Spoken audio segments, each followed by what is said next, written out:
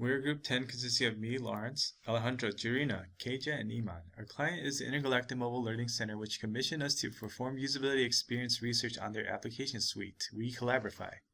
WeCollaborify is an application suite for iOS and Android tablets designed to support the learning process, especially in facilitating collaborative work for a target population of K-12 students. Our client is currently piloting the suite in 2 classrooms, one in Singapore and one here in Ann Arbor, Michigan. For our evaluation, we were provided access to members of the Ann Arbor cohort, which has now used the application suite for over 4 months. Within the suite, we evaluated WeMap, an app for concept mapping, WeSketch, a drawing and animation app, and WeKWL, an app for tabulating the learning process. Our usability research consisted of 5 evaluation methods. First, we interviewed stakeholders, specifically 4 members of the team that built and managed the application in order to understand the goal of our project and the thought process that went into the existing design. We also interviewed current users, the 1 teacher and 6th, 7th grade students of the Ann Arbor pilot classroom. At these interviews, we also had the chance to observe 8 students collaborating on the application. Our interviews and observations guided our understanding of user needs, values, goals, and practices to create 3 personas with 3 corresponding scenarios.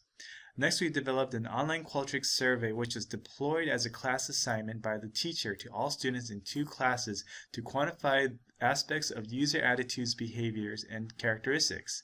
Our third evaluation involved comparative analysis. We selected 11 products for comparison with WeCollaborify, including 4 partial, 3 indirect, 1 parallel, and 3 analogous competitors. This was followed by a heuristic evaluation in which we 5 researchers independently identified usability problems with the WeCollaborify interface according to the 10 usability heuristics established by Jacob Nielsen and rated on a 0 to 4 severity scale. Finally, we performed usability testing with 4 students from the pilot class. The 4 students were paired up and collaborated on 2 apps of the WeCollaborify suite, while the researchers simulated a lesson involving 5 scripted tasks for the students. Observations, the Think Out Loud method, and a debrief questionnaire all informed the process of this evaluation. Here comes our first finding. Session creating, finding, and relocating is confusing. In order to create a session in which the users can collaborate, the leader must create a file and figure out a class name and a separate session name. And we found students have mixed understandings of session and class. After a session is created by the leader, to join the session, other users need to first enter the class name to get a list of sessions in the class. They must have not only the correct name and spelling of the class name, but also spacing and letter case. Meanwhile, old sessions linger until the app is completely closed. But actually, the user just let the app run in the background, and thus old sessions always appear in the list, which makes it harder to locate the session. After a session is completed by a group of users, they have the capability to save and return to a saved copy of the file. However, the users do not actually do this. It is hard to navigate the long list of previously saved files in the WeCollaborify portal, as there is no file searching or effective sorting mechanism. They could sort by file name, but still they need to scroll down the long list to locate the file. Our recommendation for finding one is to clarify the definition of file, classes, and sessions. We also suggest making use of autocomplete in session creating and finding. Sorting of files and sessions by date may also be helpful for users to locate files and sessions more easily. An option of deleting old sessions may help students clear up unnecessary sessions. Our second finding is that gestures in WeMap are not intuitive. Here we briefly summarize the gestures in WeMap. To create a node, one may use one finger to tap on blank, or he can use one finger to draw a circle, which is recommended by a developer, or any other shape to create a node. We may edit the node by tapping on it to see the edit box. To create links between 2 nodes, we may drag between them.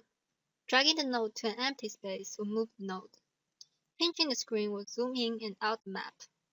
The problem is we may only pan by dragging with 2 fingers, because dragging with 1 finger are for other interactions like creating a node, creating links, or moving a node depending on the starting and ending point of dragging. In our usability test, we found the users are not aware of panning with two fingers, and it also violates the design guidelines of mobile platforms. Our recommendation for this finding is to allow users to pan with one finger dragging.